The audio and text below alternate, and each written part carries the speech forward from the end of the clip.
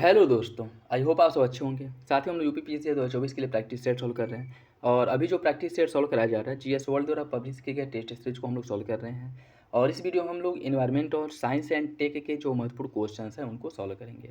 तो यदि आप लोग चैनल पर नए हैं तो सब्सक्राइब कर लीजिए और बेल आइकन को प्रेस कर लीजिए, जिससे वीडियो के महत्वपूर्ण नोटिफिकेशन आप लोगों को मिलते रहें। वीडियो अगर अच्छा लगे तो लाइक ज़रूर कर दिया करें। अपने दोस्तों साथियों के साथ वीडियो जरूर शेयर कर दें। और किसी भी क्वेश्चंस को लेकर के कोई डाउट हो, कन्फ्यूजन हो, कमेंट बॉक्स में कमेंट करके पूछ सकते हैं। दोस्तों देखिए, जैसे एग्ज़ाम को लेकर के जो क्यूज बने हुए हैं कि एग्ज़ाम टलेगा या फिर से उसी डेट पे होगा, इसका कोई ऑफिशियल नोटिफिकेशन अभी तक नहीं आया है। बस वैसे ही यूट्यूब पे हू हल्ला दुनिया भर का मचा है, ठीक है। तो आप लोग उस पर बिल्कुल भी ध्यान न दें। आप लोग ये मान कर चलिए कि जो यूपीपीसीएस एग्ज़ाम है वह जो डेट पब्लिश किया गया है, जो नोटिफिकेशन आया है या फिर से जो कैलेंडर आया था उसी के अनुसार जो है आपका पेपर 27 अक्टूबर को होगा।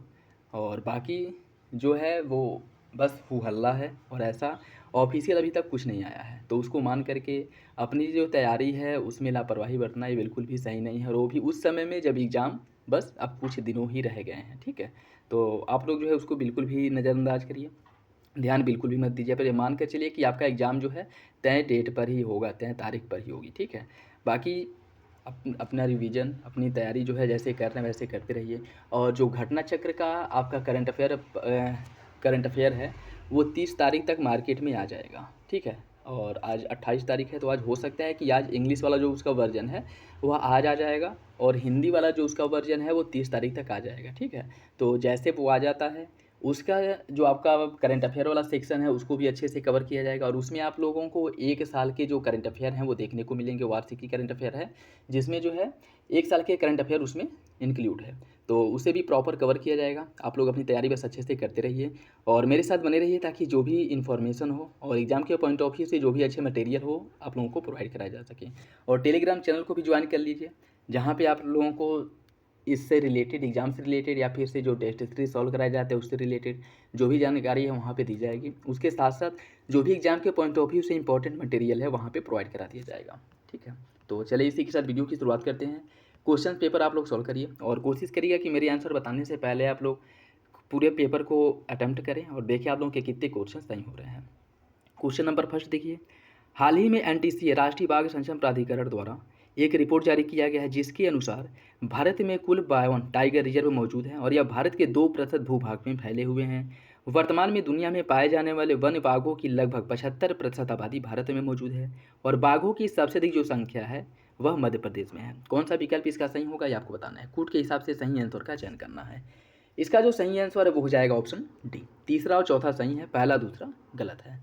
देखिए, हाल ही में जो गणना की गई है उसके अनुसार भारत में टाइगर रिजर्वों की कुल संख्या जो है वह 55 हो गई है, 55 हो गई है, ठीक है। तो 52 नहीं है। और यह भारत के कुल भूभाग के 2% नहीं बल्कि 2.3% भूभाग को कवर करता है, ठीक। तो पहला दूसरा जो है आपका गलत है, तीसरा चौथा सही हो जाएगा। इसका जो सही आंसर वो हो जाएगा ऑप्शन डी। हाल ही में संसद के दोनों सदनों में पारित वन संरक्षण संशोधन विधेयक 2023 निम्नलिखित में से किसमें संशोधन का प्रावधान करता है। पर्यावरण संरक्षण अधिनियम 1986, वन संरक्षण अधिनियम 1980, राष्ट्रीय वन नीति 1952 या फिर जैव विविधता अधिनियम 2002। इसका सही आंसर क्या होगा। इसका जो सही आंसर है वो हो जाएगा ऑप्शन बी। वन संरक्षण अधिनियम 1980 में यह संशोधन करेगा जो हाल ही में वन संरक्षण संशोधन विधेयक 2023 आया था, ठीक है। तो ऑप्शन बी इसका सही हो जाएगा। पृथ्वी पर पहला प्लास्टिक ओवरशूट डे कब मनाया गया था। 28 जुलाई 2023, 6 जनवरी 2023, 5 जनवरी 2023 या फिर 21 जून 2023। इसका जो सही आंसर वो हो जाएगा ऑप्शन है 28 जुलाई 2023। और यह जो है पहला प्लास्टिक ओवरशूट डे था, इसलिए यह इंपॉर्टेंट हो जाता है, ठीक है। कब मनाया गया था, 28 जुलाई 2023 को। ऑप्शन ए इसका सही हो जाएगा।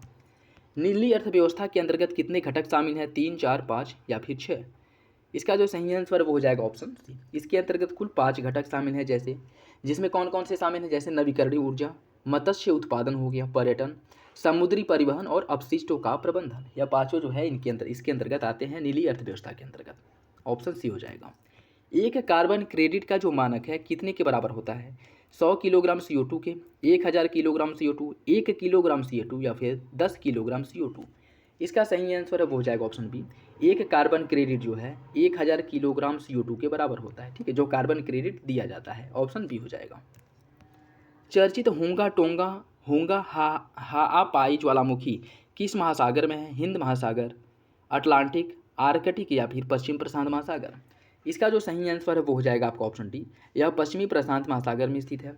यह जो है आपके पश्चिमी प्रशांत महासागर में है। और यह चर्चा में क्यों था? यह जो है चर्चा में इसलिए था क्योंकि यह ज्वालामुखी में विस्फोट के बाद जो है समताप मंडल में जलवाष्प की मात्रा में 10% की वृद्धि हो गई थी, ठीक है, जिस कारण ये बहुत ज़्यादा चर्चा में था। और कहाँ पे है यह आपके पश्चिमी प्रशांत महासागर में, और मुख्यतः जो टोगा आइलैंड है उसके पास में है, ठीक है। ऑप्शन डी हो जाएगा।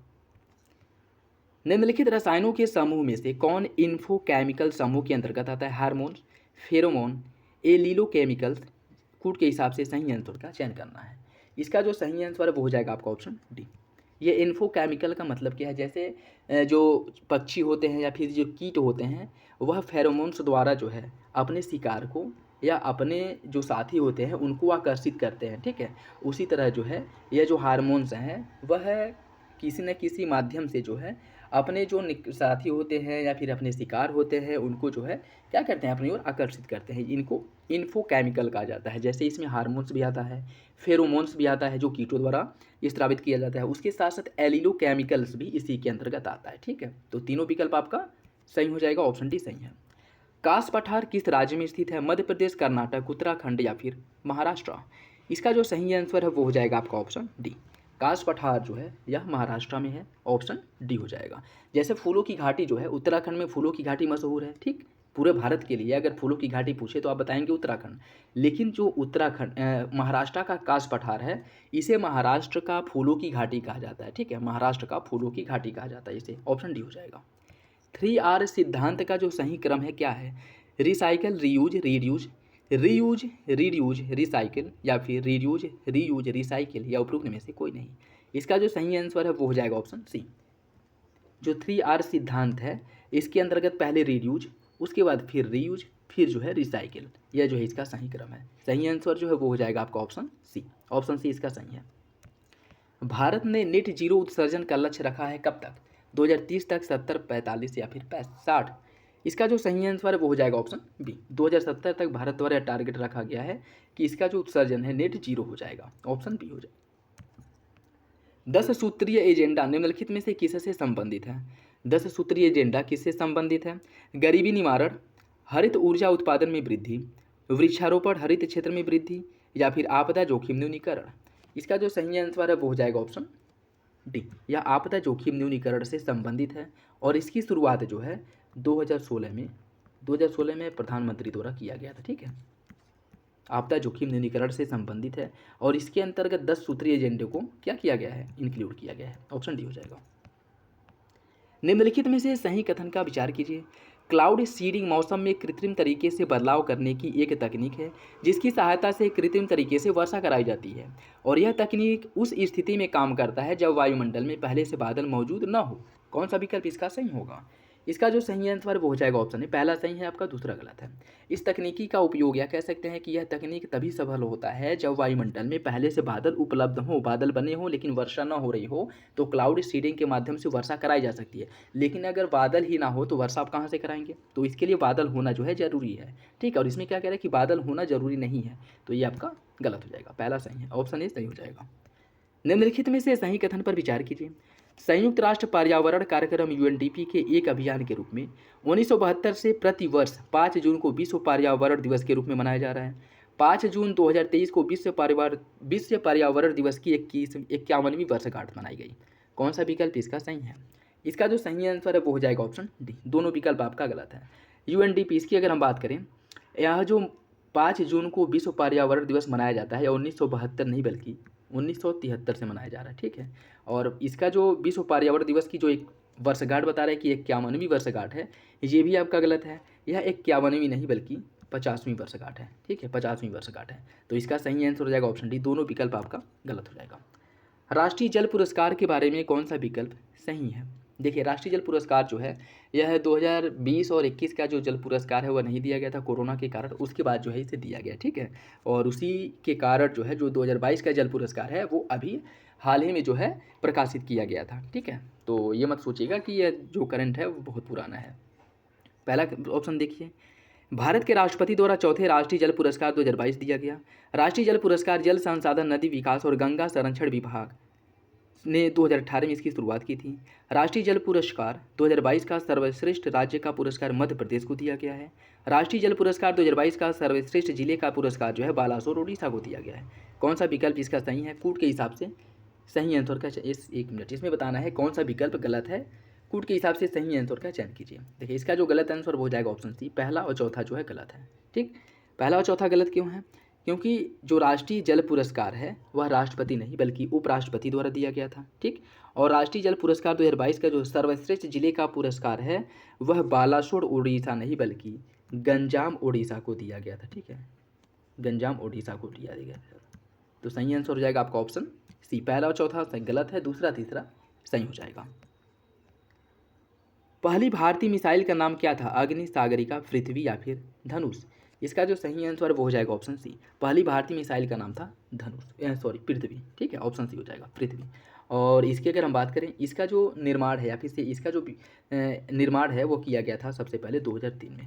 ठीक है, 2003 में, ऑप्शन सी हो जाएगा। एडुसैट से क्या अभिप्राय है?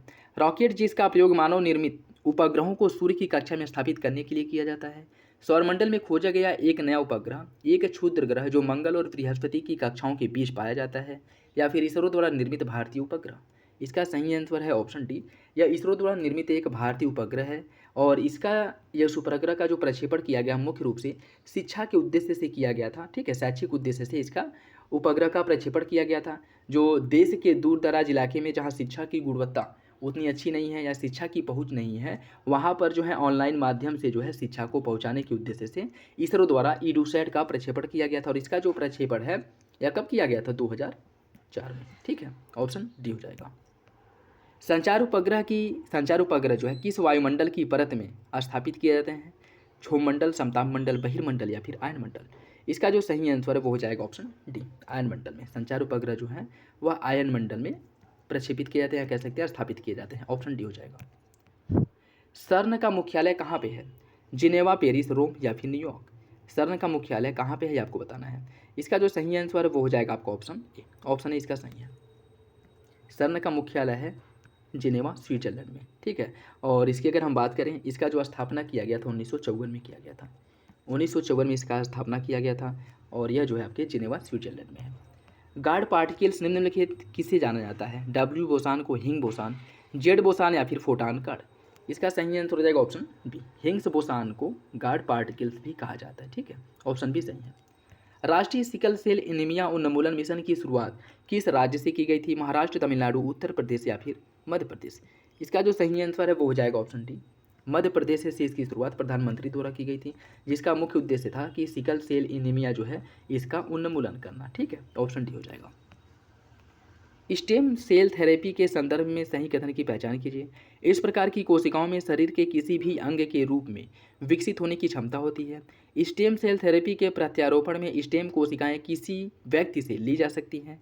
स्टेम सेल थेरेपी में प्रत्यारोपण के दौरान मरीज स्वयं अपना डोनर होता है। कौन सा विकल्प इसका सही है? देखिए, दूसरे और तीसरे में क्या है? काउंट्रोवर्सी है। मतलब ये है कि दूसरा और तीसरा ऑप्शन जो है एक दूसरे के विरोधाभासी हैं, तो इनमें से कोई एक ही ऑप्शन सही होगा। ठीक है, जिसमें से 2 और 3 ऑप्शन दोनों है वो तो आपका सही होगा नहीं।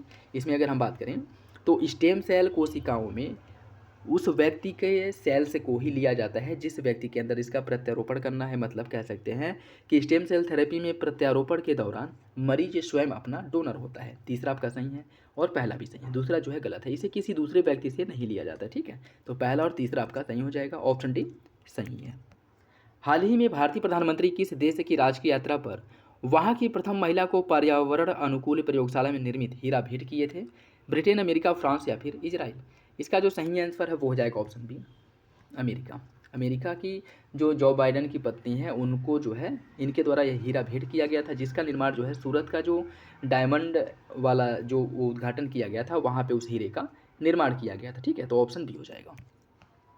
निम्नलिखित में से कौन सा पहला देश है जिसने कोशिका संवर्धित मांस बिक्री को मंजूरी दी है? अमेरिका, न्यूजीलैंड, ऑस्ट्रेलिया या फिर सिंगापुर? इसका जो सही आंसर है क्या होगा? इसका सही आंसर हो जाएगा option D, Singapore. Singapore, option D हो जाएगा। हाल ही में खगोलविदों ने पृथ्वी के साथ चक्कर लगाने वाले एक नए क्षुद्र ग्रह की खोज की है, इसका नाम क्या है? 2023 FW13 सेरस, वेस्टा या फिर पल्लस। इसका जो सही आंसर वो हो जाएगा आपका ऑप्शन डी, ठीक है, पेल्स, ठीक है, ऑप्शन डी इसका सही है, पल्स, ऑप्शन डी इसका सही हो जाएगा। चंद्रयान 3 निम्नलिखित में से किस तिथि को चंद्रमा पर उतरा था? 24 जुलाई 2023 को, 23 अगस्त 2023, 31 जुलाई 2023 या फिर 15 अगस्त 2023।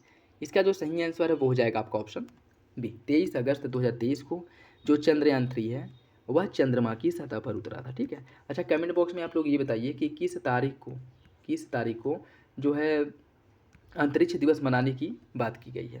इसका सही आंसर हो जाएगा ऑप्शन बी।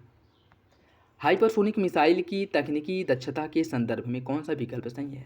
हाइपरसोनिक मिसाइल ऐसी हथियार प्रणाली है जो ध्वनि की गति के समान रफ्तार से उड़ान भर सकती है। हाइपरसोनिक मिसाइलें पारंपरिक बैलिस्टिक मिसाइलों की तुलना में बहुत अधिक ऊंचाई पर उड़ान भरने में सक्षम होती हैं। हाल ही में निर्मित ने स्वदेश निर्मित अपनी पहली हाइपरसोनिक मिसाइल फतह का अनावरण किया है। कौन सा विकल्प इसका सही है? इसका जो सही आंसर वो हो जाएगा ऑप्शन सी, केवल 3 सही है, बाकी पहला और दूसरा जो है वो गलत है, ठीक है। हाइपरसोनिक मिसाइल की अगर हम बात करें, हाइपरसोनिक मिसाइल इसमें क्या कह रहा है कि हाइपरसोनिक मिसाइल ऐसे हथियार हैं जो ध्वनि की गति के समान रफ्तार से उड़ान भरते हैं, जो कि गलत है। हाइपरसोनिक मिसाइल ऐसे हथियार होते हैं जो ध्वनि की गति से भी 5 गुना तेज़ी से उड़ान भरने में सक्षम होते हैं। इनकी जो मैक्सिमम गति होती है वो 5 मैक होती है, मैक्सिमम गति जो है 5 मैक होती है, तो पहला आपका गलत हो जाएगा। और दूसरे में कह रहा है कि हाइपरसोनिक मिसाइल पारंपरिक बैलिस्टिक मिसाइल की तुलना में बहुत अधिक ऊंचाई पर उड़ती है, ये भी आपका गलत है। हाइपरसोनिक मिसाइल जो है यह जो उड़ान जो भरती हैं वह बैलिस्टिक मिसाइलों की तुलना में बहुत कम ऊंचाई पर उड़ान भरती हैं, ठीक है। मतलब कह सकते हैं कि जो ज़मीनी सतह है उसको समझ लिए कि छूते हुई जो है मतलब उसके बहुत नज़दीक से उड़ान भरती हैं, जिससे कि वो रडार की पहुंच में नहीं आती हैं, ठीक है, रडार की पकड़ में नहीं आती हैं। तो दोनों विकल्प आपका गलत हो जाएगा, पहला दूसरा गलत है, तीसरा सही है। और फतह जो हाइपरसोनिक मिसाइल है इसका प्रक्षेपण या कह सकते हैं कि इसका जो अनावरण है ईरान द्वारा किया गया था, यह आपका सही है, ठीक है, ऑप्शन सी हो जाएगा। जैवमंडल का भाग नहीं है जलमंडल, वायुमंडल, स्थलमंडल या फिर समताप मंडल। इसका जो सही आंसर वो हो जाएगा ऑप्शन डी, समताप मंडल जैवमंडल का भाग नहीं है, ऑप्शन डी। खाद्य श्रृंखला के संदर्भ में कौन सा विकल्प सही है? कई एक से अधिक खाद्य जाल मिलकर के खाद्य श्रृंखला का निर्माण करते हैं। इसमें ऊर्जा का प्रवाह एक दिशीय होता है। कौन सा विकल्प सही है? इसका सही आंसर है ऑप्शन बी, दूसरा सही है, पहला गलत है। कई जो है खाद्य जाल मिलकर के खाद्य श्रृंखला का निर्माण नहीं करते हैं, कई खाद्य श्रृंखला मिल करके एक खाद्य जाल का निर्माण करते हैं, ठीक है, कई खाद्य श्रृंखलाएं मिल करके एक खाद्य जाल का निर्माण करती हैं, तो पहला आपका गलत हो जाएगा, दूसरा सही है। और ऊर्जा का जो प्रवाह है वह जो है एक दिशीय होता है, और प्रत्येक जो है स्तर से जब अगले स्तर पे ऊर्जा जाती है, प्रवाहित मतलब जाती है, तो उसमें जो है 90% की कमी आ जाती है, केवल 10% ऊर्जा ट्रांसफ़र होता है, बाकी 90% जो ऊर्जा है इसका क्षय हो जाता है, ठीक है। और यह जो नियम दिया गया था लिंडेमान द्वारा, ऊर्जा का जो नियम है यह दिया गया था, ठीक है। सही आंसर हो जाएगा आपका ऑप्शन बी, दूसरा सही है, पहला गलत है। निम्नलिखित में से अपरदहारी निम्नलिखित में से अपरदहारी कौन है? खरगोश, शेर, बाज या फिर मक्खियाँ। इसका सही आंसर क्या होगा? इसका जो सही आंसर है वो हो जाएगा ऑप्शन डी, मक्खियाँ जो है अपरदहारी होती हैं, जो मुख्य रूप से कूड़े करकट जो गंदगी होती है, जो कचड़े वगैरह मलबे होते हैं, उनके ऊपर अपना जीवन यापन करती हैं, ठीक है। तो यह जो है अपरदहारी के अंतर्गत आती हैं, ऑप्शन डी हो जाएगा। लाइकेन 2 प्रकार के जीवों का एक संघ है, या कह सकते हैं कि 2 जीवों से मिल करके लाइकेन जो है इसका संयुक्त मिश्रण है। आपको बताना है कौन सा विकल्प इसका सही है। इसका सही आंसर हो जाएगा ऑप्शन ए, शैवाल और कवक। शैवाल और कवक के बीच जो है संयोजक कड़ी के रूप में यह कार्य करता है, ऑप्शन ए सही हो जाएगा, ठीक। निम्नलिखित कथनों पर विचार कीजिए। प्रकाश संश्लेषण, श्वसन, जैविक पदार्थ का क्षय, ज्वालामुखी क्रियाएं। आपको बताना है कि कौन पृथ्वी के कार्बन चक्र में कार्बन डाइऑक्साइड को जोड़ता है। कौन सा विकल्प इसका सही है, ये आपको बताना है। इसका जो सही आंसर है वो हो जाएगा ऑप्शन सी, 2, 3 और 4 सही है, पहला गलत है। प्रकाश संश्लेषण के माध्यम से जो है इसमें क्या होता है, इसमें पेड़ पौधे जो है कार्बन डाइऑक्साइड CO2 लेकर के भोजन का निर्माण करते हैं, तो इसमें CO2 का तो वो ग्रहण कर रहे हैं ना, CO2 छोड़ थोड़ी रहे हैं, तो ये आपका प्रकाश संश्लेषण की जो क्रियाएं हैं वह नहीं आएगा, ठीक है। बाकी श्वसन, जैविक पदार्थ और ज्वालामुखी क्रियाएं जो हैं इनके माध्यम से जो है कार्बन डाइऑक्साइड का उत्सर्जन होता है, ठीक है। सही आंसर हो जाएगा आपका ऑप्शन सी। निम्नलिखित में से कौन सा अजैविक दशाओं से संबंधित नहीं है? जल, मृदा, तापमान या फिर वर्षापात। इसका सही आंसर क्या होगा? इसका जो सही आंसर है वो हो जाएगा आपका ऑप्शन, इसका जो सही आंसर हो जाएगा ऑप्शन बी। ये सभी जो है अजैविक पदार्थ हैं, ठीक है, चाहे वो जल हो, मृदा हो, तापमान हो या फिर वर्षापात हो, ऑप्शन बी सही हो जाएगा। जैव विविधता के कितने प्रकार होते हैं? जैव विविधता कितने प्रकार का होता है आपको बताना है, 3, 4, 2 या फिर 5। इसका जो सही आंसर है वो हो जाएगा आपका ऑप्शन ए, जैव विविधता जो है 3 प्रकार का होता है, जिससे मुख्यतः अल्फा विविधता, बीटा विविधता और लैम्डा विविधता 3 भागों में बांटा गया है, जिसमें अगर हम बात करें प्रजातियों की जो विविधता है उसे अल्फा विविधता के अंतर्गत काउंट किया जाता है। जो आनुवांशिक विविधता है उसे बांटा गया है, उसे जो है उसका इंडिकेशन जो आपका है वो बीटा विविधता है, और जो परितंत्र की विविधता है उसकी गणना जो की जाती है वो लैम्डा विविधता के अंतर्गत की जाती है। ठीक है, तो जो जैव विविधता है उसे 3 भागों में बांटा गया है। ऑप्शन ए सही हो जाएगा, अल्फा बीटा और लैम्डा। ठीक, ऑप्शन ए। आयुसीएन जो international union for conservation of nature है, इसकी स्थापना कब की गई थी? 1946, 48, 56 या फिर 1958? इसका जो सही आंसर है वो हो जाएगा ऑप्शन बी, 1948 में इसका स्थापना किया गया था। ठीक है, 1948 में इसका स्थापना किया गया था, तो सही आंसर जो है वो हो जाएगा आपका ऑप्शन बी। और इसका जो मुख्यालय है स्विट्जरलैंड के ग्लैंड में है, स्विट्जरलैंड के ग्लैंड में इसका मुख्यालय है। ठीक है, ये भी याद रखिएगा, ऑप्शन बी इसका सही हो जाएगा। बांदीपुर को निम्नलिखित में से किसके लिए जाना जाता है? संग्रहालय, जलप्रपात, नाभिकीय संयंत्र या फिर राष्ट्रीय उद्यान? इसका सही आंसर है ऑप्शन डी, इसे राष्ट्रीय उद्यान के नाम से जाना जाता है। बांदीपुर राष्ट्रीय उद्यान जो है यह कहाँ पे है? कर्नाटक में है, कर्नाटक में। देखिए बांदीपुर 2 राष्ट्रीय उद्यान है ऐसे हैं, बांदीपुर और बांधवगढ़, बांधवगढ़। ठीक है, बांदीपुर और बांधवगढ़, जिसमें से बांदीपुर की अगर हम बात करें तो यह आपके कर्नाटक में है, बांदीपुर है कर्नाटक में, और अगर बांधवगढ़ की बात करें तो यह है मध्य प्रदेश में। ठीक है, मध्य प्रदेश में। ऑप्शन डी सही हो जाएगा। वाईमैक्स निम्नलिखित में से किससे संबंधित है? जैव प्रौद्योगिकी, अंतरिक्ष प्रौद्योगिकी, मिसाइल प्रौद्योगिकी या फिर संचार प्रौद्योगिकी? इसका जो सही आंसर वो हो जाएगा ऑप्शन डी, यह जो है एक संचार प्रौद्योगिकी है। ठीक है, यह एक संचार प्रौद्योगिकी है, और यह जो है वाईफाई तकनीकी की उत्तराधिकारी से माना जाता है, और इसकी यह प्रणाली जो है वाईफाई को जो है और सुविधाजनक और सटीक प्रदान करने के लिए जो है वाईमैक्स का क्या किया गया था? अनावरण किया गया था। ऑप्शन डी हो जाएगा। निम्नलिखित में से कौन प्रणोदक की श्रेणी में आता है? कृत्रिम रबड़, द्रव हाइड्रोजन, सेलुलोज के यौगिक या फिर उपरोक्त में से सभी? इसका सही आंसर क्या होगा? इसका जो सही आंसर वो हो जाएगा ऑप्शन डी, यह सभी जो है प्रणोदक की श्रेणी में आते हैं। ठीक है, प्रोपेलेंट की श्रेणी में आते हैं ये सभी, चाहे वो कृत्रिम रबड़ हो, द्रव हाइड्रोजन हो या फिर सेलुलोज हो। ऑप्शन डी हो जाएगा। अवतार जो aerobic vehicle for advanced trans atmospheric research है, यह क्या है? यह एक पनडुब्बी है, एक अंतरिक्ष यान है, एक ड्रोन है या फिर एक अग्निरोधी वस्त्र है? जो अवतार है क्या है? यह अवतार की अगर हम बात करें तो यह एक अंतरिक्ष यान है, यह एक अंतरिक्ष यान है।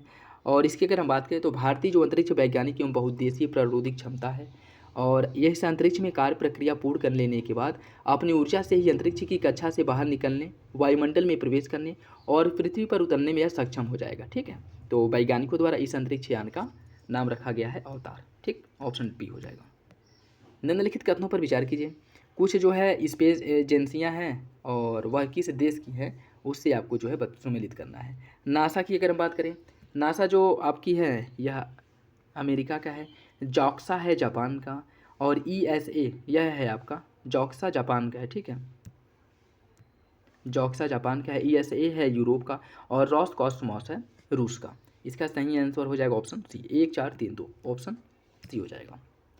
दीर्घवृत्तीय कक्षा के संदर्भ में निम्नलिखित कथनों में से कौन सा विकल्प सही है? दीर्घवृत्तीय कक्षा पृथ्वी से 39,500 किलोमीटर की दूरी पर स्थित कक्षा को माना जाता है, और इस कक्षा में स्थापित एकमात्र उपग्रह है मोलनिया। मोलनिया जो है इस कक्षा में स्थापित एकमात्र उपग्रह है। कौन सा विकल्प सही है? इसका जो सही आंसर वो हो जाएगा ऑप्शन सी, दोनों विकल्प जो है इसका सही है, ऑप्शन सी हो जाएगा।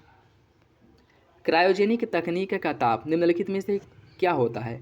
1 से लेकर के 100 सेल्सियस तक होता है, -0 से लेकर के -150 सेल्सियस तक, 100 से 200 या फिर इनमें से कोई नहीं? इसका सही आंसर है वो हो जाएगा ऑप्शन बी, क्रायोजेनिक ताप जो है वह -0 से लेकर के -150 सेल्सियस तक इसका तापमान होता है। ठीक है, ऑप्शन बी हो जाएगा। इजराइल से प्राप्त होने वाले फाल्कन रडार में कौन सी तकनीक का उपयोग किया गया है? बराक, अवॉक्स, CMDS या फिर WLR? इसका जो सही आंसर है वो हो जाएगा ऑप्शन ए, बराक तकनीक का उपयोग किया गया है। ऑप्शन ए सही है, ऑप्शन ए। निम्नलिखित में से कौन सुमेलित नहीं है? मानव रहित टोही विमान निशांत है, फ्लाइट रहित प्रशिक्षण विमान है लक्ष्य, हल्की श्रेणी का हेलीकॉप्टर है ध्रुव, और टैंक आधारित स्वचालित तोप है अर्जुन? कौन सा विकल्प गलत है? इसका जो सही आंसर वो हो जाएगा ऑप्शन डी, अर्जुन की अगर हम बात करें, अर्जुन भारत का मुख्य युद्धक टैंक है, न कि स्वचालित टैंक है। ठीक है, तो ऑप्शन डी इसका सही हो जाएगा, यह जो है युद्धक टैंक है। ऑप्शन डी सही हो जाएगा। ठीक है, आकाश मिसाइल के संदर्भ में कौन सा विकल्प सही है? यह सतह से सतह में प्रहार करने में सक्षम है। यह मध्यम दूरी की अर्थात इसकी मारक क्षमता 25 किलोमीटर है और यह मार करने में सक्षम है। यह अमेरिका के जो पैट्रियट मिसाइल है इसके समकक्ष है और यह रैमजेट तकनीक पर आधारित मिसाइल है। कौन सा विकल्प इसका सही होगा? इसका जो सही आंसर वो हो जाएगा ऑप्शन डी। आकाश मिसाइल सिस्टम के बारे में सभी विकल्प आपका सही है। इसकी मारक क्षमता जो 25 किलोमीटर होती है और यह जो है सतह से हवा में मार करने में सक्षम होता है। अमेरिका के पैट्रियट मिसाइल के समकक्ष है और रैमजेट तकनीक का इसमें इस्तेमाल किया गया है। ऑप्शन डी इसका सही हो जाएगा। सभी विकल्प जो है सही है। प्रहार क्षमता के आधार पर प्रक्षेपास्त्रों के कुल कितने प्रकार हैं? 2, 5, 4 या फिर 3? इसका जो सही आंसर है वो हो जाएगा ऑप्शन बी। प्रहार क्षमता के आधार पर प्रक्षेपास्त्र जो है 5 प्रकार के होते हैं। कौन कौन? जैसे सतह से हवा में मार करने वाले, सतह से सतह में मार करने वाले, सतह से हवा पे मार करने वाले, और उसके बाद है वायु से वायु में मार करने वाले, वायु से सतह में, और टैंक भेदी मिसाइल। टोटल जो है इनकी जो प्रकार है 5 प्रकार के होते हैं। ठीक है, ऑप्शन बी हो जाएगा। यूनेस्को द्वारा मानव और जैवमंडल कार्यक्रम की शुरुआत कब की गई थी? 1971, 72, 1980 या फिर 1986? देखिए यूनेस्को द्वारा जो है इसकी जो मानव और जैवमंडल कार्यक्रम जो मैप कार्यक्रम की शुरुआत की गई थी, इसकी शुरुआत की गई थी 1971 में। 1971 में इसकी शुरुआत की गई थी। ठीक है, तो सही आंसर जो है वो हो जाएगा आपका ऑप्शन ए। निम्नलिखित में से कौन सा संधि समझौता जैव विविधता से संबंधित नहीं है? कार्टिजोना प्रोटोकॉल, नगोया प्रोटोकॉल, आइची लच या फिर मॉन्ट्रियल प्रोटोकॉल? इसका जो सही आंसर है वो हो जाएगा option D, Montreal protocol. Montreal protocol की अगर हम बात करें तो यह ओजोन संरक्षण से संबंधित है और यह जो हुआ था 1987 में हुआ था मॉन्ट्रियल प्रोटोकॉल। कहाँ पे? कनाडा के मॉन्ट्रियल में। ठीक है, कनाडा के मॉन्ट्रियल में। ऑप्शन डी हो जाएगा। निम्नलिखित में से कौन सा विकल्प गलत है? पर्यावरण संरक्षण अधिनियम 1986, वन्यजीव संरक्षण अधिनियम 1980, जैव विविधता अधिनियम 2002 और वन्यजीव संरक्षण रणनीति 2002? कौन सा विकल्प गलत है? इसका सही आंसर हो जाएगा ऑप्शन बी, वन्यजीव संरक्षण अधिनियम। यह 1980 नहीं बल्कि 1972 का है। ठीक है, वन्यजीव संरक्षण अधिनियम है 1972 का, न कि 1980 का। ऑप्शन बी हो जाएगा। राष्ट्रीय उद्यान से संबंधित निम्नलिखित कथनों में से कौन सा विकल्प सही है? एक ऐसा क्षेत्र जिसके भीतर एक अभयारण्य मौजूद हो या नहीं, जिसे राज्य सरकार द्वारा एक उद्यान के रूप में अधिसूचित किया जाता है। राष्ट्रीय उद्यान के भीतर सीमित मानव गतिविधियों की अनुमति दी जाती है। कौन सा विकल्प सही होगा? इसका सही आंसर हो जाएगा ऑप्शन है, पहला सही है लेकिन दूसरा जो है गलत है। राष्ट्रीय उद्यान के भीतर जो है मानवीय गतिविधियाँ जो हैं क्या होता है, इसकी अनुमति नहीं होती है। ठीक है, ऐसा नहीं है कि सीमित मानव गतिविधियों की अनुमति होती है, बिल्कुल भी मानव गतिविधियाँ प्रतिबंधित होती हैं। ठीक है, तो सही आंसर हो जाएगा आपका ऑप्शन ए। निम्नलिखित जैवमंडल आरक्षित क्षेत्रों को सम्मिलित कीजिए। नोकरेक, नोकरेक कहाँ पे है? बात करिए अगर हम नोकरेक की, नोकरेक है मेघालय में, डिब्रू साइखोवा असम में है, शेषांचलम पहाड़ी है आंध्र प्रदेश में और कंचनजंगा है सिक्किम में। इसका सही आंसर हो जाएगा ऑप्शन सी, 2, 1, 4, 3, 2, 1, 4, 3। ठीक है, 2, 1, 3, 4 ऑप्शन सी हो जाएगा। एम स्ट्रीप शब्द कभी कभी समाचारों में जो देखने को मिलता है, इसका संदर्भ या इसका संबंध जो है किससे है? वन प्राणिजात के संरक्षण प्रजनन से, बाघ अभयारण्यों के रखरखाव से, स्वदेशी उपग्रहों की सही संचालन प्रणाली से या फिर राष्ट्रीय राजमार्गों की सुरक्षा से? इसका जो सही आंसर है वो हो जाएगा ऑप्शन बी, बाघ अभयारण्यों के रखरखाव। और इससे मुख्य रूप से बाघों की जो गणना है वह की जाती है। ठीक है, उनकी पहचान की जाती है और किस क्षेत्रों में बाघ सबसे, इनका आवागमन जो या फिर इनका जो डेंसिटी है किस क्षेत्र में सबसे ज़्यादा अधिक है और कहाँ कहाँ तक बाघ जो है जाते हैं, इन सब की जो जानकारी हमें प्राप्त होती है एम स्ट्रिप से प्राप्त होती है। ठीक है, ऑप्शन बी हो जाएगा। निम्नलिखित में से किस वर्ष भारत सरकार द्वारा जलवायु परिवर्तन पर एक राष्ट्रीय कार्य योजना की शुरुआत की गई थी? राष्ट्रीय कार्य योजना की शुरुआत किस वर्ष की गई थी? 2006, 7, 8 या फिर 2012? इसका सही आंसर है ऑप्शन सी, राष्ट्रीय कार्य योजना की जो शुरुआत है वह की गई थी 2008 में। ठीक है, जलवायु परिवर्तन पर राष्ट्रीय कार्य योजना की शुरुआत 2008 में की गई थी। ऑप्शन सी हो जाएगा। निम्नलिखित में से जल पुरुष किसे कहा जाता है? जादव मोलाई पामेंग को, सुंदरलाल बहुगुणा, राजेंद्र सिंह या फिर इनमें से कोई नहीं? इसका जो सही आंसर है वो हो जाएगा ऑप्शन सी, राजेंद्र सिंह को जल पुरुष कहा जाता है। ठीक है, और इसी प्रकार जैसे टाइगर मैन जो कैलाश सांखला हैं उन्हें टाइगर मैन कहा जाता है, राजेंद्र सिंह इन्हें जल पुरुष कहा जाता है। ठीक है, ऑप्शन सी हो जाएगा। निम्नलिखित में से कौन रडार की श्रेणी में नहीं आता है? रानी, रश्मि, अपर्णा या फिर अग्नि-4? इसका जो सही आंसर वो हो जाएगा ऑप्शन डी, अग्नि-4। यह जो है रडार नहीं बल्कि एक मिसाइल है। ठीक है, यह एक मिसाइल है और सतह से सतह पर मार करने वाली लंबी दूरी की बैलिस्टिक मिसाइल है जिसकी मारक क्षमता 4000 प्लस है। ठीक है, ऑप्शन डी हो जाएगा। निम्नलिखित में से कौन सा आईआईटी एक मस्तिष्क अनुसंधान केंद्र स्थापित कर रहा है? IIT Kanpur, IIT Madras, IIT Kharagpur या फिर आईआईटी दिल्ली? इसका सही आंसर है ऑप्शन बी, आईआईटी मद्रास द्वारा एक मस्तिष्क अनुसंधान केंद्र स्थापित किया जा रहा है, ठीक है, जो भविष्य में मस्तिष्क से संबंधित जो अनुसंधान परियोजनाएं हैं उसमें मुख्य रूप से योगदान देगा, ठीक है, ऑप्शन बी हो जाएगा। हाइड्रोपोनिक्स के विषय में कौन सा विकल्प सही है? यह मिट्टी का उपयोग किए बिना पौधों की खेती की एक तकनीक है। यह प्रणाली तेजी से विकास, मौजूद पैदावार और बेहतर गुणवत्ता को बढ़ावा देती है। कौन सा विकल्प इसका सही होगा? इसका सही आंसर ऑप्शन सी, दोनों विकल्प आपका सही है, ठीक, दोनों विकल्प सही हो जाएगा। दोस्तों वीडियो अगर अच्छा लगे तो लाइक जरूर कर दिया करें और अपने दोस्तों साथियों के साथ वीडियो जरूर शेयर कर दें। और किसी भी क्वेश्चंस को लेकर के डाउट हो या कन्फ्यूजन हो, या फिर अगर कोई क्वेश्चन ऐसा आप लोगों को लग रहा है कि ये क्वेश्चन जो है गलत बताया गया है, इसका आंसर गलत है, आप लोग कमेंट बॉक्स में कमेंट करके बता सकते हैं, ठीक है।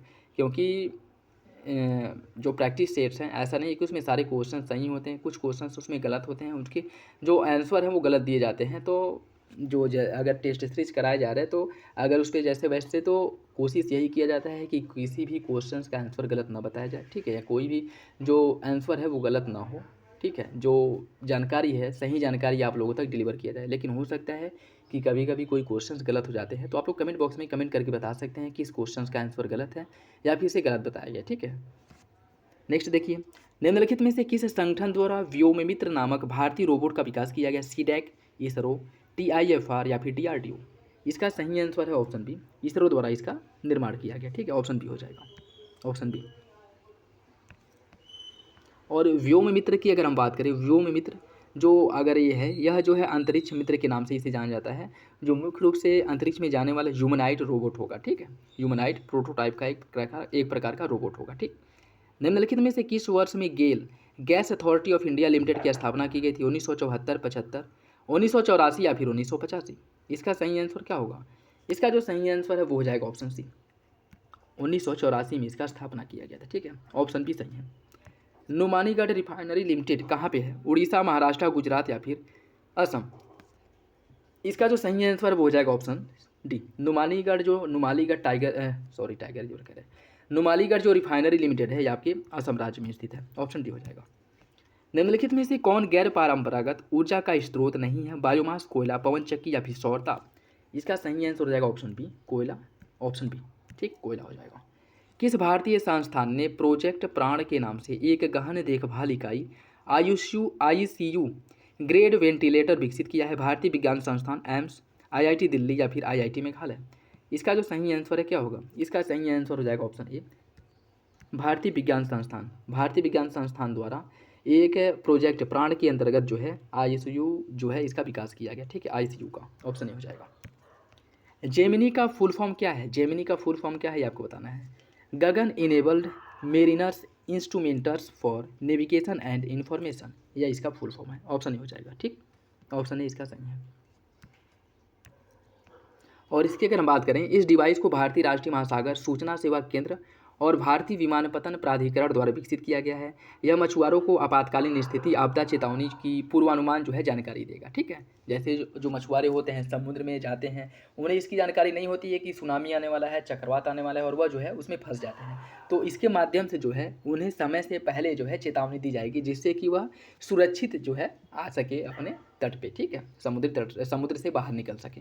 तो सही आंसर जो है वो हो जाएगा ऑप्शन ए। पुरालेख विधि से क्या तात्पर्य है? शिलालेख का अध्ययन, कंकालों का अध्ययन, मानचित्रों का अध्ययन या फिर सिक्कों का अध्ययन? इसका सही आंसर ऑप्शन है शिलालेखों का अध्ययन, ऑप्शन ए सही है। न्यून तापमानों अर्थात क्रायोजेनिक्स का अनुप्रयोग होता है अंतरिक्ष यात्रा में, शैल्यकर में, चुंबकीय प्रोत्थापन में या फिर शैल्यकर में चुंबकीय प्रोत्थापन दूरमिति, या अंतरिक्ष यात्रा शैल्यक्रम दूरमिति, या अंतरिक्ष यात्रा चुंबकीय प्रोत्थापन और दूरमिति? इसका सही आंसर क्या होगा? इसका सही आंसर हो जाएगा आपका ऑप्शन ए, ऑप्शन ए इसका सही है। इसका जो उपयोग किया जाता है अंतरिक्ष यात्रा में किया जाता है क्रायोजेनिक का, उसके साथ साथ शैल्यक्रम में भी किया जाता है और चुंबकीय प्रोत्थापन में भी होता है, ठीक, ऑप्शन ए हो जाएगा। अंतरिक्ष को निम्नलिखित में से किससे इंगित किया जाता है? जहां गुरुत्वाकर्षण और गैसों की मात्रा प्रचुर हो, जहां गुरुत्वाकर्षण बल कार्य नहीं करता है और गैसों की मात्रा नगण्य होती है, जहां मानव अधिवास हो, या फिर इनमें से कोई नहीं? इसका जो सही आंसर है वो हो जाएगा ऑप्शन बी, जहां गुरुत्वाकर्षण बल कार्य नहीं करता है और जो गैसों की मात्रा होती है वो नगण्य होती है, उसे इंगित किया जाता है अंतरिक्ष के रूप में। और ऐसा माना जाता है कि अंतरिक्ष की जो शुरुआत है 1000 किलोमीटर की ऊंचाई से शुरू हो जाता है, ठीक है, ऑप्शन बी। वायुसेना को निम्नलिखित में से कितने कमानों में विभाजित किया गया? 6, 5, 7 या फिर 9?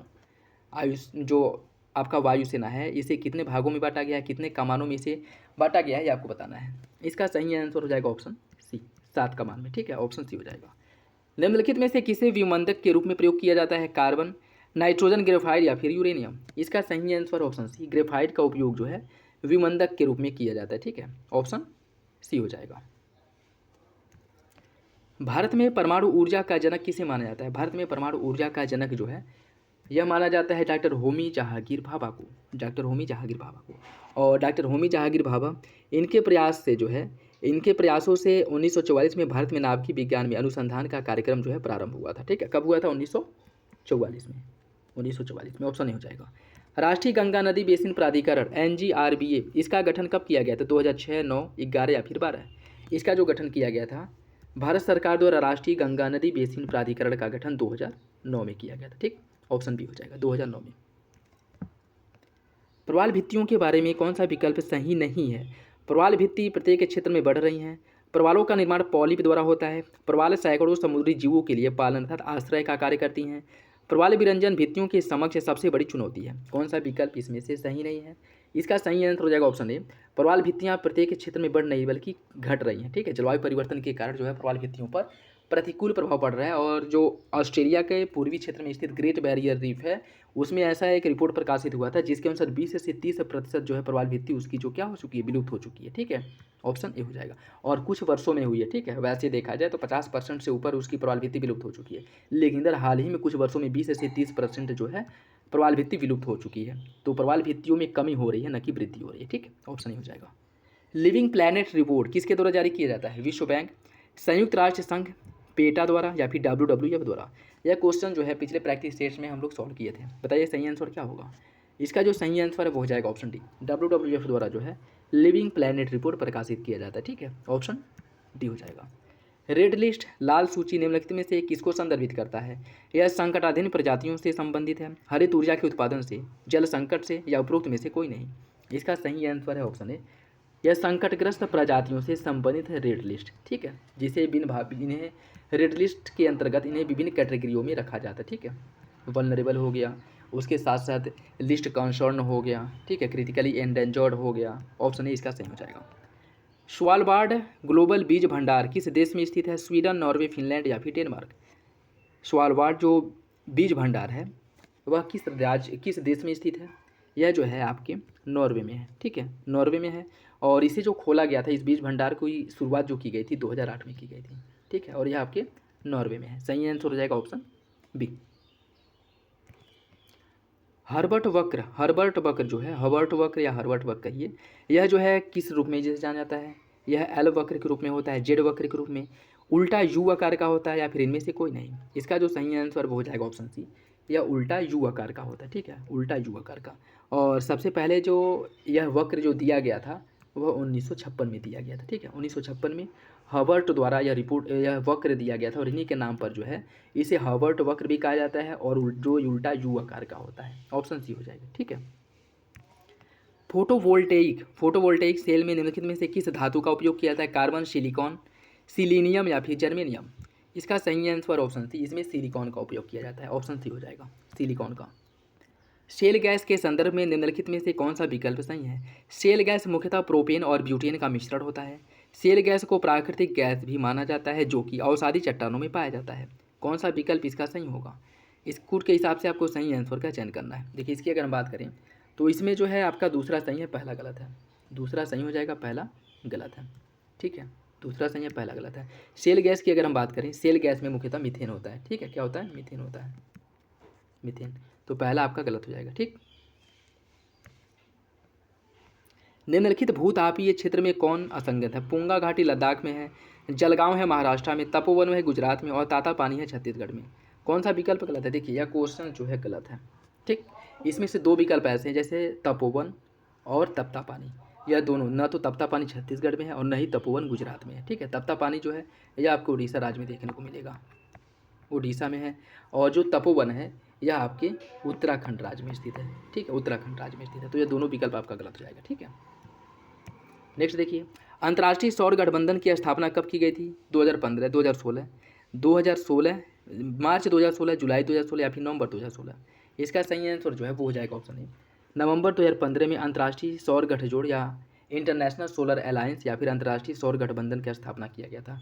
और यह जो है COP21 में किया गया था, ठीक है, COP21 में। और मुख्य रूप से भारत और फ्रांस द्वारा मिल करके इसका स्थापना किया गया था, ठीक है। सही आंसर हो जाएगा आपका ऑप्शन ए।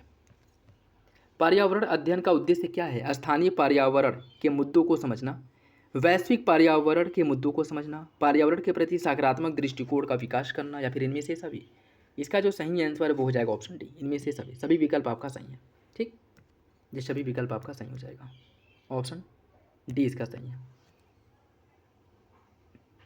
नेक्स्ट देखिए, विश्व वन्यजीव सप्ताह कब मनाया जाता है? विश्व वन्यजीव सप्ताह जो मनाया जाता है कब मनाया जाता है ये आपको बताना है। विश्व वन्यजीव सप्ताह सितंबर के पहले सप्ताह में मनाया जाता है, सितंबर के अंतिम सप्ताह में मनाया जाता है, अक्टूबर के पहले सप्ताह में मनाया जाता है, या फिर अक्टूबर के अंतिम सप्ताह में मनाया जाता है। इसका सही आंसर क्या होगा?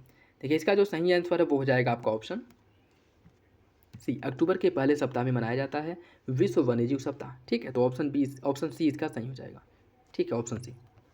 नेक्स्ट देखिए, इसमें सूची फर्स्ट को सूची सेकंड से सम्मिलित करना है। सूची फर्स्ट को सूची सेकंड से सम्मिलित करना है। पृथ्वी दिवस कब मनाया जाता है? देखिए, 22 अप्रैल को मनाया जाता है विश्व पृथ्वी दिवस, ठीक। देखिए, 22 अप्रैल को विश्व पृथ्वी दिवस मनाया जाता है। 22 मार्च को जो मनाया जाता है विश्व जल दिवस के रूप में मनाया जाता है। और 22 मई को जो मनाया जाता है विश्व जैव विविधता दिवस के रूप में मनाया जाता है, ठीक है। और संयुक्त राष्ट्र संघ दिवस जो मनाया जाता है 24 अक्टूबर को।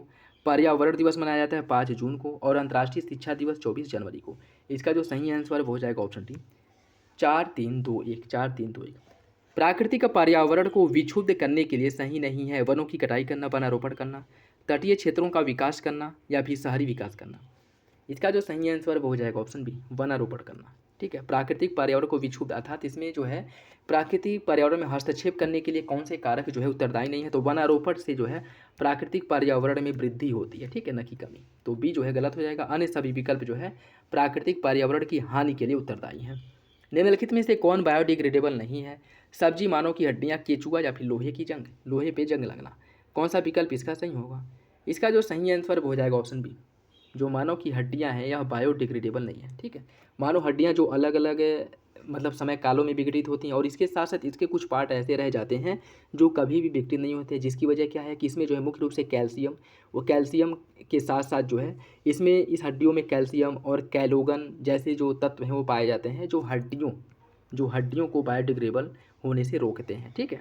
सही आंसर हो जाएगा आपका ऑप्शन बी। बाकी सब्जी, केचुआ और लोहे पे जंग लगना, ये सभी जो है बायोडिग्रेडेबल है, एक समय के बाद ये समाप्त हो जाए। जैसे लोहे की अगर हम बात करें, लोहा भी आप देखे होंगे, जो जैसे लोहा अगर मिट्टी में दबा हो, ठीक है, या फिर नमी और धूप जो है उसे पर्याप्त मात्रा में अगर मिल रहा हो, तो एक समय के बाद जो है जंग लगने के बाद जो है वो बिल्कुल समाप्त ही हो जाता है, ठीक है। तो ये भी आपका बायोडिग्रेडेबल है। लेकिन मानव हड्डियाँ जो है इसमें कैल्शियम और उसके साथ साथ कैलोगन जैसे तत्वों की मौजूदगी के कारण यह बायोडिग्रेडेबल नहीं है, ठीक है, ऑप्शन बी हो जाएगा। वनों की कटाई के परिणामों के बारे में कौन सा विकल्प सही है? जलवायु परिवर्तन, मरुस्थलीकरण, मिट्टी का अपरदन। अगर वनों की कटाई करते हैं तो उसके जो जो प्रभाव है देखने को मिलेंगे, कौन से प्रभाव देखने को मिलेंगे? कूट के हिसाब से सही आंसर का चयन करिए। इसका सही आंसर हो जाएगा ऑप्शन ए, ये सभी जो क्रियाएं हैं वो देखने को मिलेंगी। जलवायु परिवर्तन होगा, मरुस्थलीकरण में वृद्धि होगी, उसके साथ साथ मृदा अपरदन जो है इसमें भी वृद्धि होगी, ठीक है, ऑप्शन ए हो जाएगा। निम्नलिखित में से कौन पारिस्थितिकी के अध्ययन की मूल इकाई है? जनसंख्या, वातावरण, जैव आरक्षित क्षेत्र, या फिर पारिस्थितिकी तंत्र। इसका सही आंसर क्या होगा? इसका जो सही आंसर है वो हो जाएगा ऑप्शन डी, पारिस्थितिकी तंत्र, इकोलॉजिकल डिवाइस। ऑप्शन डी सही है, ठीक, ऑप्शन डी हो जाएगा। निम्नलिखित में से कौन सा खाद्य श्रृंखला का सही क्रम है आपको बताना है। खाद्य श्रृंखला का सही क्रम क्या है? शाकाहारी, सर्वाहारी, मांसाहारी, अपघटक, सर्वाहारी, शाकाहारी, मांसाहारी, अपघटक, शाकाहारी, सर्वाहारी, अपघटक, मांसाहारी, या फिर शाकाहारी, मांसाहारी, सर्वाहारी, अपघटक। इसका सही आंसर हो जाएगा ऑप्शन डी, शाकाहारी, उसके बाद मांसाहारी, फिर सर्वाहारी, और अपघटनकर्ता जो है लास्ट स्टेज पे आते हैं, ऑप्शन डी हो जाएगा। यह पारिस्थितिकी तंत्र स्थलीय और समुद्री पारिस्थितिक तंत्र के बीच एक व्यवस्थित संबंध का गठन करता है। यह किसकी बात की जा रही है? आम के जंगल की, मैंग्रोव वन, सदाबहार वन, या फिर बारिश का जंगल। इसका सही आंसर हो जाएगा ऑप्शन बी, यह मैंग्रोव वन की बात कर रहा है, ठीक है। मैंग्रोव वन कहाँ पाए जाते हैं? जो स्थलीय क्षेत्र, जो जलीय क्षेत्र में डूबे हुए हैं, उसके जो तटीय क्षेत्र होता है, जो जलमग्न होता है, वहाँ पे मुख्य रूप से मैंग्रोव वन पाए जाते हैं, ठीक है, ऑप्शन बी हो जाएगा। निम्नलिखित में से कौन एक क्षेत्र को वन्यजीव संरक्षण अधिनियम के अनुसार एक राष्ट्रीय उद्यान के रूप में गठित करने की घोषणा कर सकता है? सर्वोच्च न्यायालय, उच्च न्यायालय, राज्य सरकार, या फिर केंद्र सरकार। इसका जो सही आंसर है वो हो जाएगा आपका ऑप्शन सी, राज्य सरकार। ऑप्शन सी सही है। निम्नलिखित में से कौन सा प्रदूषक अम्लीय वर्षा के निर्माण के लिए उत्तरदायी है? CH4 methane, C6H6 benzene, SO2 sulphur dioxide या फिर CO कार्बन मोनोऑक्साइड। इसका सही आंसर है ऑप्शन सी। अम्ल वर्षा के लिए जो उत्तरदायी है वह सल्फर डाइऑक्साइड है, ठीक है, SO2, ऑप्शन सी हो जाएगा। कोविड-19 के फैलाव के लिए उत्तरदायी वायरस जो है वो कौन था? SARS-CoV-19, SARS-CoV-2, कोरोना-19 या फिर SARS-CoV-1। इसका सही आंसर क्या होगा? इसका सही आंसर हो जाएगा ऑप्शन बी, SARS-CoV-2 जो है यह उत्तरदायी था, ठीक है, SARS-CoV-2, ऑप्शन बी। निम्नलिखित में से कौन सा अनुसंधान रिएक्टर नहीं है? अप्सरा, ध्रुव, कैगा या फिर कामिनी। इसका सही आंसर है ऑप्शन सी, कैगा, जो कर्नाटक में स्थित है। यह जो है परमाणु नियोजन से संबंधित यह ऊर्जा उत्पादन करता है, ठीक है, बिजली उत्पादन, जो कहाँ पे आपके कर्नाटका में है, ठीक है, ऑप्शन सी हो जाएगा। नेक्स्ट देखिए, जल में घुली ऑक्सीजन की मात्रा जल की गुणवत्ता और इसके द्वारा समर्थित जीवन के प्रकारों की एक उत्तर संकेतक है। रासायनिक ऑक्सीजन मांग CO2 यह जलीय सूक्ष्म जीवों द्वारा उपभोग की गई घुली ऑक्सीजन का जो है मापक है। कौन सा विकल्प इसका सही होगा? इसका जो सही आंसर वो हो जाएगा ऑप्शन सी। पहला सही है, दूसरा गलत है। पहला सही है, दूसरा आपका गलत है, ठीक है। देखिए CO2 की अगर हम बात करें तो जो COD आपका जो रासायनिक ऑक्सीजन मांग है यह एक मानदंड है जिसका उपयोग जल में मौजूद कार्बनिक और अकार्बनिक पदार्थों की मात्रा का आकलन करने के लिए किया जाता है, ठीक है, इसका उपयोग। तो सही आंसर हो जाएगा आपका ऑप्शन सी। पहला सही है, दूसरा गलत।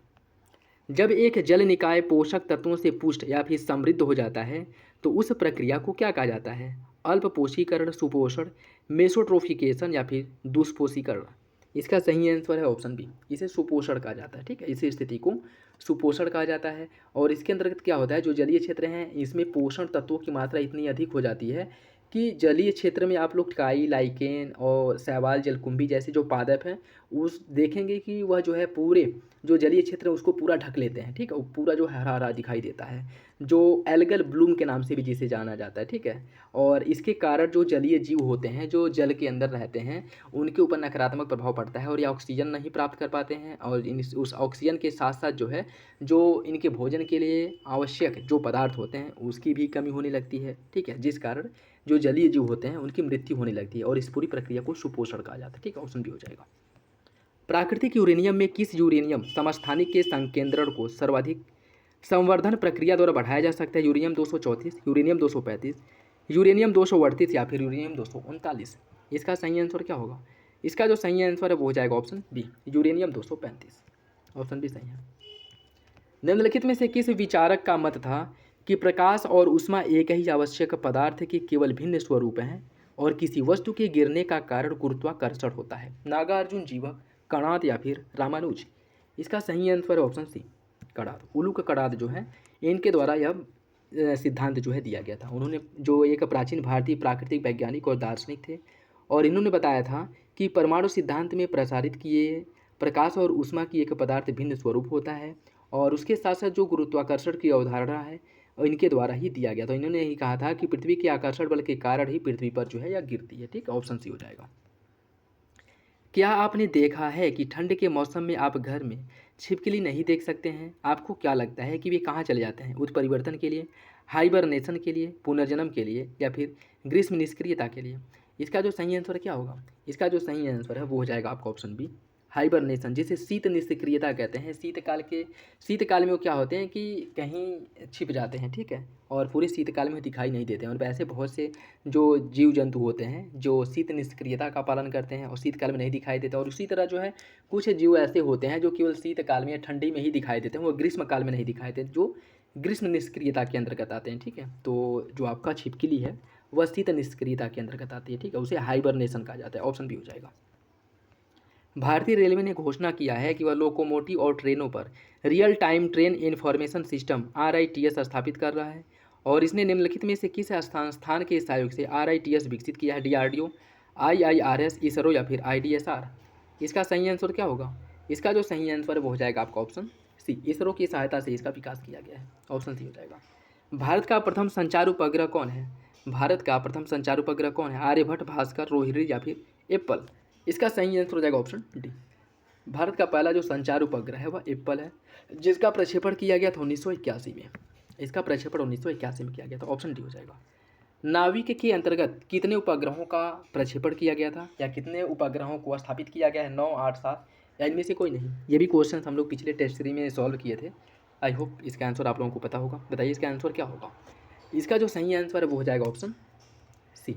ऑप्शन सी, 7 उपग्रह जो है इसके अंतर्गत प्रक्षेपित किए गए थे। ठीक है, ऑप्शन सी हो जाएगा। विल का अर्थ क्या है? Without lecher line, within local line, wireless in local loop या फिर वायरलेस इन लॉन्ग लाइन। इसका सही आंसर हो जाएगा option C, wireless in local loop. Option C सही है। यह आपका विल का फुल फॉर्म है।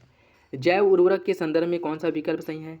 जैव उर्वरक नवीकरणीय संसाधन है। राइजोबियम दलहनी फसलों की जड़ों की गांठ में रहता है। माइकोराइजा यह एक जीवाणु है। और भारत में 2 प्रमुख जैव उर्वरक राइजोबियम और नील हरित शैवाल का उपयोग होता है। कौन सा विकल्प इसका सही होगा? इसका जो सही आंसर वो हो जाएगा ऑप्शन बी।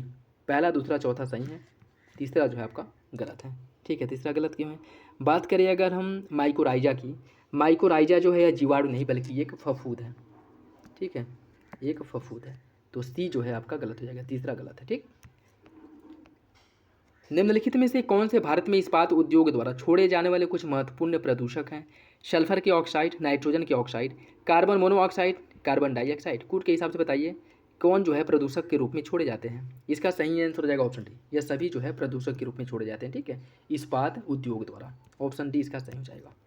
जैव विविधता हॉटस्पॉट बनाने के संबंध में कौन सा विकल्प सही है?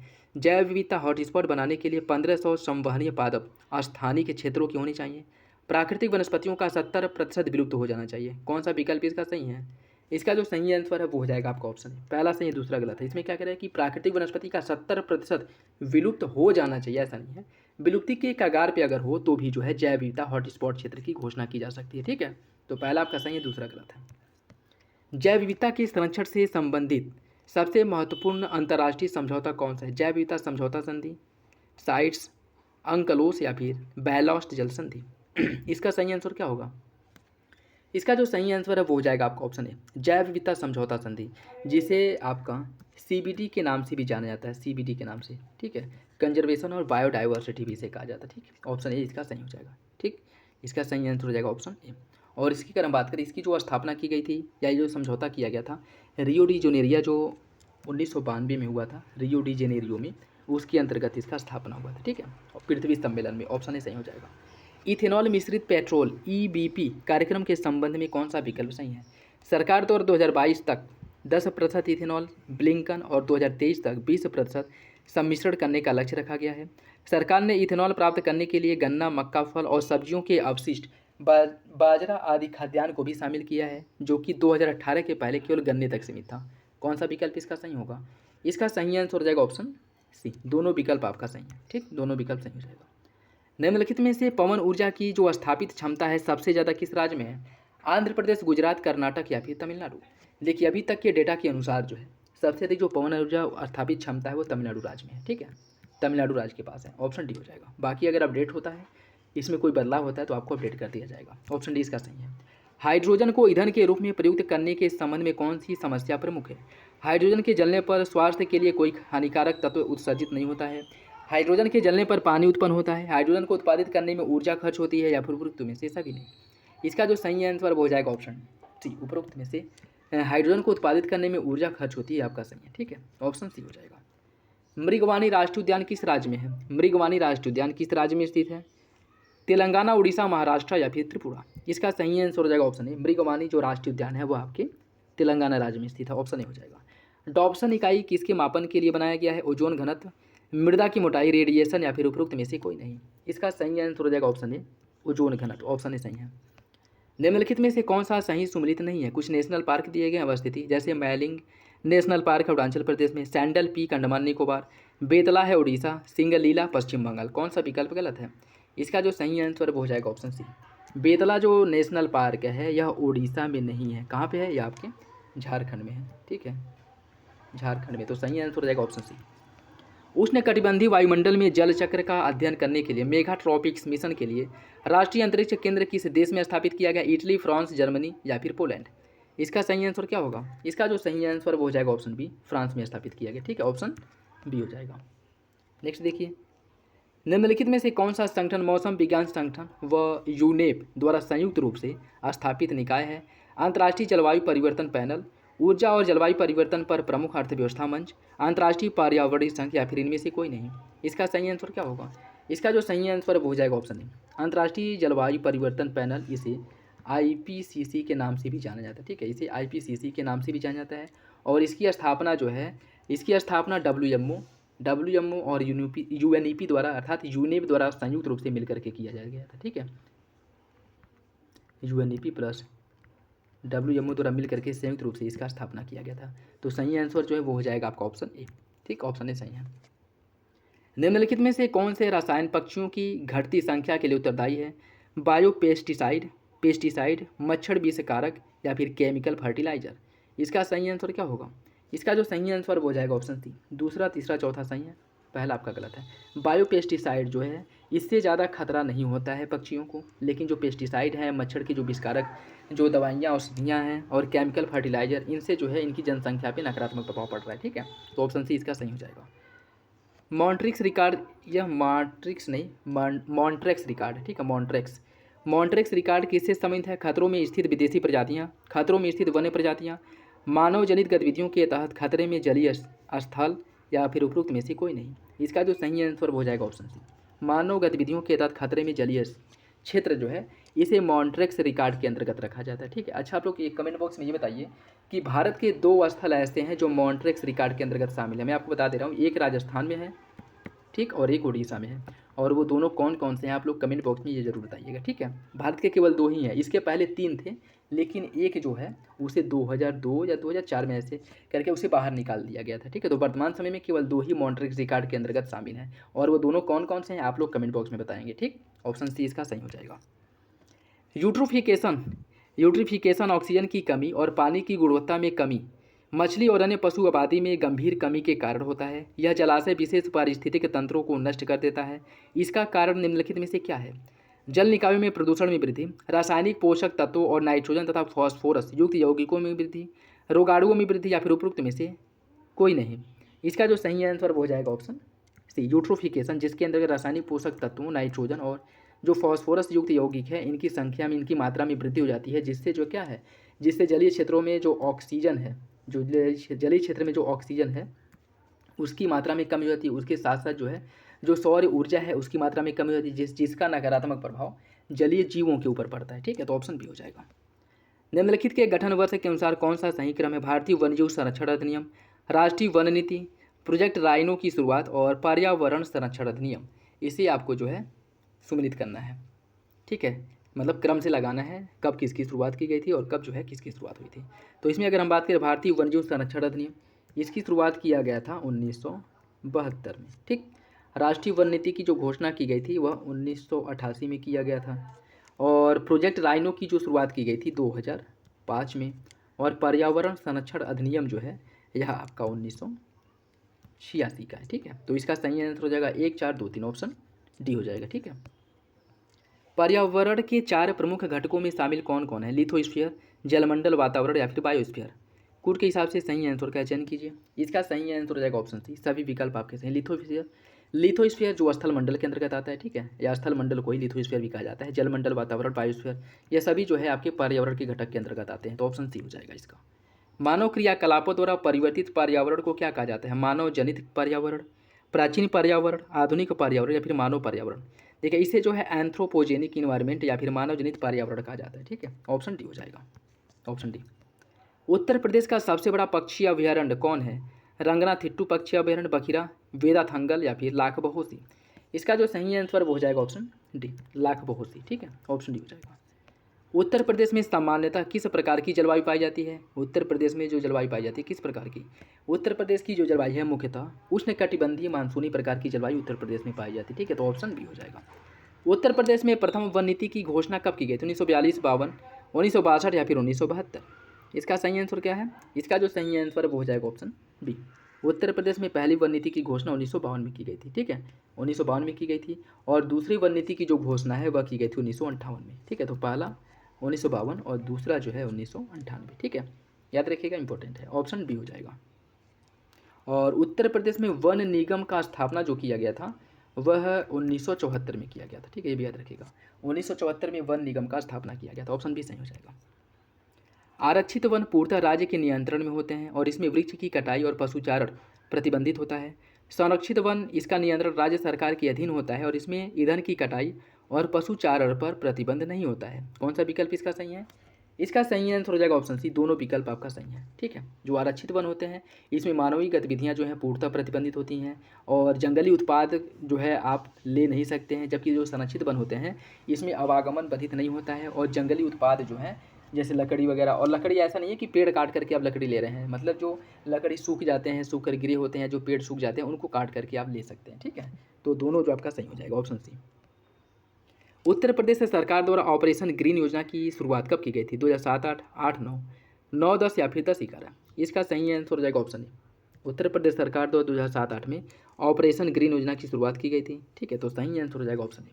नेक्स्ट देखिए, इसमें कुछ पेड़ दिए गए हैं और उन पेड़ों से किसकी प्राप्ति होती है उससे आपको सम्मिलित करना है। बात करेंगे चीड़।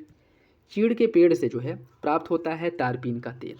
तेंदू के पत्ते से बीड़ी प्राप्त बनाई जाती है और भोजपत्र से बनाया जाता है प्राकृतिक कागज और खैर से बनाया जाता है कत्था। सही आंसर है 2, 3, 4, 1 ऑप्शन डी। नेक्स्ट देखिए, इसमें भी सूची फर्स्ट को सूची सेकंड से सम्मिलित करना है। बरेली जो है किस लिए जाना जाता है? बरेली जो है माचिस और प्लाईवुड के लिए फेमस है। और कागज़ के लिए अगर हम बात करें तो कागज़ के लिए सहारनपुर है। ठीक है, मेरठ। और कांच की चूड़ियाँ जो है फिरोजाबाद और खेल का सामान मेरठ। ठीक है, सही आंसर जो है वो हो जाएगा आपका ऑप्शन ए, 1, 4, 3, 2। भारतीय वन्यजीव संस्थान की स्थापना कब किया गया था? 1982, 1956 बरेली, 1972 सहारनपुर या फिर 1936 सोनभद्र? इसका सही आंसर हो जाएगा आपका ऑप्शन ए, 1982 देहरादून में। ऑप्शन ए सही है। निम्नलिखित में से उत्तर प्रदेश का कौन सा स्थल यूनेस्को की विश्व विरासत सूची में शामिल नहीं है? सारनाथ, वाराणसी, ताजमहल आगरा, फतेहपुर सीकरी या फिर झांसी का किला? इसका सही आंसर क्या होगा? इसका सही आंसर है ऑप्शन डी, झांसी का किला। ऑप्शन डी सही हो जाएगा। भारत की पहली और विश्व की चौथी नाइट सफारी जो है परियोजना विकसित की जाएगी कहाँ पे? ग्रेटर नोएडा में, लखनऊ में, लखीमपुर खीरी में या फिर हरदोई में? इसका सही आंसर क्या होगा? इसका जो सही आंसर है वो हो जाएगा आपका ऑप्शन ए, ग्रेटर नोएडा में। भारत की पहली और दुनिया की चौथी जो नाइट सफारी है यह ग्रेटर नोएडा के गौतम बुद्ध विश्वविद्यालय परिसर में जो है यमुना एक्सप्रेसवे के ठीक बगल में 250 एकड़ भूमि पे इसका विकास किया जाएगा। और यह जो नाइट सफारी विकसित किया जाएगा यह जो है सिंगापुर के सहयोग से, या कह सकते हैं कि सिंगापुर में जो नाइट सफारी है उसकी तर्ज पर विकसित किया जाएगा। ठीक है, ऑप्शन ए हो जाएगा। निम्नलिखित कथनों पर विचार कीजिए। NEERI अर्थात नेरी का अर्थ राष्ट्रीय पर्यावरण इंजीनियरिंग अनुसंधान उपकरण है। नागपुर में नेरी की स्थापना 1958 में की गई थी। नेरी को भारत सरकार द्वारा वित्त पोषित और निर्मित किया गया है और भारत में नेरी की 5 क्षेत्रीय प्रयोगशालाएं हैं। कौन सा विकल्प इसका सही है? कूट के हिसाब से आपको सही आंसर का चयन करना है। इसका जो सही आंसर है क्या होगा? देखिए, इसका जो सही आंसर वो हो जाएगा ऑप्शन सी। नेरी के बारे में सभी विकल्प जो है वो सही है, ऑप्शन सी हो जाएगा। निम्नलिखित में से कौन सा कथन गलत है? DDT का पर्याय डाइक्लोरो डाइफेनॉल ट्राइक्लोरीन है। DDT एक रंगहीन, स्वादहीन और लगभग गंधहीन क्रिस्टलीय रासायनिक यौगिक है। DDT को पहली बार 1874 में ऑस्ट्रियाई रसायनज्ञ ओथमर जेडलर द्वारा संश्लेषित किया गया था। DDT मूल रूप से एक कीटनाशक के रूप में विकसित किया गया था। कौन सा विकल्प जो है गलत है? इसका जो सही आंसर है वो हो जाएगा आपका ऑप्शन ए। ऑप्शन ए जो है आपका गलत है। DDT की अगर हम बात करें तो डाइक्लोरो डाइफिनॉल ट्राइक्लोरो इथेन। ठीक है, न कि ट्राइक्लोरीन है। ठीक है, DDT का जो फुल फॉर्म है डाइक्लोरो डाइक्लोरो डाइफिनॉल ट्राइक्लोरो इथेन है। ठीक है, सही आंसर हो जाएगा आपका ऑप्शन, यही गलत है, बाकी अन्य तीनों विकल्प आपके सही हो जाएंगे। ठीक है, सही आंसर है आपका ऑप्शन ए। नेक्स्ट देखिए, भू प्रेक्षण उपग्रहों के संदर्भ में कौन सा विकल्प सही है? भारतीय संचार उपग्रह प्रणाली भू प्रेक्षण उपग्रह पर ही आधारित है। भू प्रेक्षण उपग्रहों का प्रयोग आपदा प्रबंधन में किया जाता है। कौन सा विकल्प इसका सही होगा? इसका सही आंसर हो जाएगा ऑप्शन बी। दूसरा सही है, पहला गलत है। भारतीय संचार उपग्रह प्रणाली भू प्रेक्षण उपग्रह पर ही आधारित है, आपका गलत है, बाकी दूसरा जो है सही हो जाएगा। देखिए, भारतीय सुदूर संवेदन उपग्रह प्रणाली जो है यह भू प्रेक्षण उपग्रह पर आधारित नहीं है, बल्कि भारतीय संचार उपग्रह प्रणाली पर आधारित है। ठीक है, तो पहला गलत है, दूसरा सही है। हाल ही में पूरे देश में लागू की गई फास्टैग प्रणाली में उपयुक्त तकनीक किस पर आधारित है? रेडियो फ्रीक्वेंसी आइडेंटिफिकेशन पर, सैटेलाइट रिकॉग्निशन आइडेंटिफिकेशन पर, inner surface to radiation identification पर, या फिर उपरोक्त में से कोई नहीं? इसका जो सही आंसर है वो हो जाएगा आपका ऑप्शन ए। यह जो है रेडियो फ्रीक्वेंसी आइडेंटिफिकेशन तकनीक पर आधारित है, ऑप्शन ए सही हो जाएगा। फोटोवोल्टेइक सेल जुड़ी प्रौद्योगिकी के संदर्भ में कौन सा विकल्प सही है? यह दृश्यमान प्रकाश को प्रत्यक्ष धारा डीसी में बदलती है। यह परावैंगनी विकिरण को भी प्रत्यक्ष धारा डीसी में रूपांतरित कर सकती है। कौन सा विकल्प इसका सही है? इसका जो सही आंसर है वो हो जाएगा ऑप्शन सी। दोनों विकल्प आपका सही है, दोनों विकल्प जो है ये आपका सही हो जाएगा, ठीक है, option C. Fix dose combination दवाई के संदर्भ में कौन सा विकल्प सही है? ऐसी दवा जिसे 2 या 2 से अधिक दवाओं के एक निश्चित अनुपात में संयोजन से बनाया जाता है। इन दवाओं में कोरैक्स, सेरेडॉन, डी कोल्ड, टोटल आदि जो है शामिल हैं और यह स्वास्थ्य की दृष्टि से सुरक्षित नहीं मानी जाती है। कौन सा विकल्प इसका सही होगा? इसका सही आंसर हो जाएगा ऑप्शन डी। सभी विकल्प जो है आपका सही हो जाएगा, ऑप्शन डी। निम्नलिखित उम्मों पर विचार कीजिए। इंदिरा गांधी परमाणु अनुसंधान केंद्र मुंबई में है, वेरिएबल एनर्जी साइक्लोट्रॉन यह हैदराबाद में है और उन्नत तकनीकी केंद्र जो है इंदौर में है। कौन सा विकल्प इसका सही है? इसका जो सही आंसर है वो हो जाएगा आपका ऑप्शन बी। ऑप्शन बी इसका सही है, ठीक है, ऑप्शन बी। अगर इसमें हम बात करें वेरिएबल एनर्जी साइक्लोट्रॉन केंद्र यह जो है आपके कोलकाता में है, कोलकाता में है।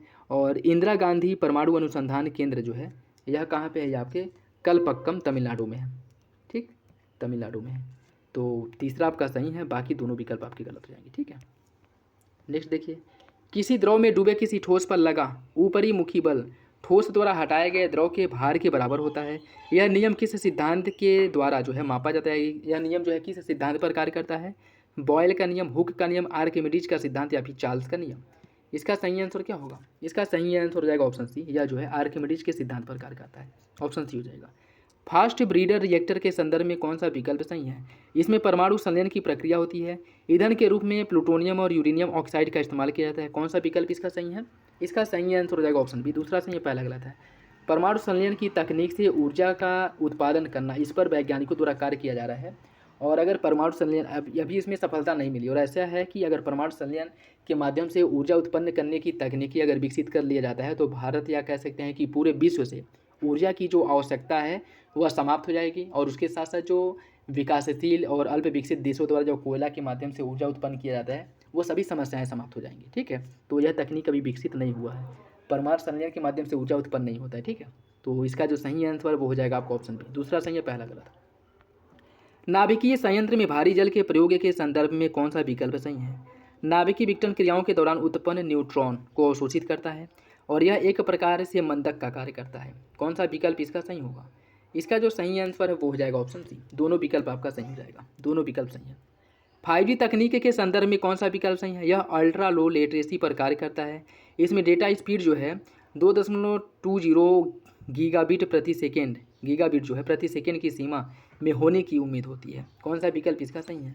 इसका सही आंसर है ऑप्शन सी। दोनों विकल्प आपका सही हो जाएगा। तारत्व पिच के संदर्भ में कौन सा विकल्प सही है? यह ध्वनि का एक गुण है। तारत्व आवृत्ति का व्युत्क्रमानुपाती होता है। कौन सा विकल्प इसका सही होगा? इसका जो सही आंसर है वो हो जाएगा आपका ऑप्शन ए। पहला सही, दूसरा गलत है। तारत्व आवृत्ति के व्युत्क्रमानुपाती नहीं बल्कि तारत्व आवृत्ति के समानुपाती होता है और जैसे जैसे तारत्व बढ़ता है वैसे वैसे आवृत्ति भी बढ़ती है, ठीक है। तो पहला सही हो जाएगा, दूसरा गलत है। नेक्स्ट देखिए, उपग्रही कक्षाओं के संदर्भ में कौन सा विकल्प सही है? भू स्थिर कक्षा भूमध्य रेखीय तल की वृत्तीय कक्षा है। समांतर संचार संबंधी उपग्रह सूर्य तुल्यकालिक कक्षा में स्थापित किए जाते हैं। कौन सा विकल्प सही है? इसका सही आंसर है ऑप्शन ए। पहला सही है, दूसरा गलत है। दूसरा जो है वो गलत है, ठीक है।